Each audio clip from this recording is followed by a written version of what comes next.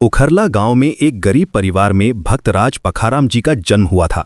ये गांव छोटा था, लेकिन यहाँ के लोग बड़े सीधे साधे और धर्म में विश्वास रखने वाले थे। उनके पिता बहुत ही धर्मनिष्ठ और दयालु इंसान थे।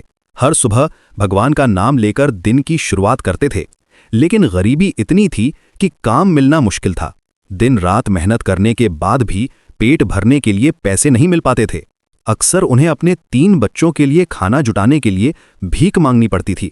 ये उनके लिए बहुत दुखदायी था, लेकिन बच्चों की भूख देखकर वे मजबूर थे। एक रात की बात है, घर में सिर्फ एक रोटी थी।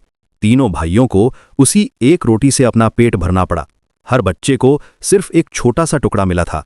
भूख से बेहाल बच्चे किसी तरह सो गए, लेकिन रात भर उनका पेट गुड़गुड़ाता रहा। सुबह जब छोटे पखाराम जी की आंख खुली तो उन्होंने अपनी मां से मासूमियत से कहा कि उन्हें खीर पूरी खानी है। मां का दिल टूट गया। घर में तो दाना पानी तक नहीं था और बेटा खीर पूरी की मांग कर रहा है। उसकी आंखों से आंसू बहने लगे। जब पिता ने यह देखा तो उनकी आंखों में भी आंसू आ गए। अपने बच्चों की भूख देखकर वे बिल्कुल बेबस हो गए थे।